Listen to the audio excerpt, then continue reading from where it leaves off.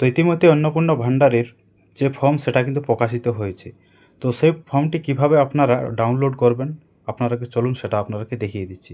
যা কিনা পূর্বে যারা লক্ষ্মীর ভাণ্ডার পেতেন তাদেরকেও কিন্তু এই ফর্মটি ফিল আপ করতে হবে। তো সেই ফর্মটি কিভাবে আপনারা ডাউনলোড করবেন, তো তার জন্য গুগলে গিয়ে সার্চ করবেন লক্ষ্মীর ভাণ্ডার লিখে। সার্চ করার পর নিচে আসবে, নিচে আসার পর দেখতে পাবেন একটি লিঙ্ক আসবে, অন্নপূর্ণা যোজনা গভর্নমেন্ট ওয়েস্ট বেঙ্গল। এই লিঙ্কে ক্লিক করবেন। লিঙ্কে ক্লিক করার সাথে সাথেই অন্নপূর্ণা ভাণ্ডারের যে ওয়েবসাইট সেই ওয়েবসাইটটি চলে আসবে। ওয়েবসাইটে আসার পর নিচে আসবেন, এখানে দেখবেন দুইটি ফর্ম রয়েছে। দেখুন ডাউনলোড অন্নপূর্ণা যোজনা ফর্ম ইংলিশ, এটা ইংলিশ ভার্সনে পেয়ে যাবেন। তারপর নিচে দেখুন রয়েছে ডাউনলোড অন্নপূর্ণা যোজনা ফর্ম বাংলা। তো আপনি যে ফর্মটা ডাউনলোড করতে চান বা যে ফর্মটি আপনি ফিল আপ করতে চান সেটা এখান থেকে ডাউনলোড করে নিতে পারবেন।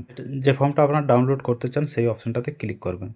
ক্লিক করার সাথে সাথে দেখবেন ফর্মটি ডাউনলোড হয়ে যাবে। এরপর ওপেনে দেখুন ডাউনলোড হয়ে গেছে, ওপেনে ক্লিক করে নিচ্ছি। ক্লিক করার পর দেখুন অন্নপূর্ণা যে যোজনা ফর্ম সেই ফর্মটা এভাবে থাকবে, যার মধ্যে এই যে ফর্মটি রয়েছে সেটা কিন্তু 12 পেজের ফর্ম রয়েছে। দেখুন আপনাকে দেখিয়ে দিচ্ছি, এতগুলো পেজ রয়েছে, টোটাল কিন্তু 12টা পেজ রয়েছে।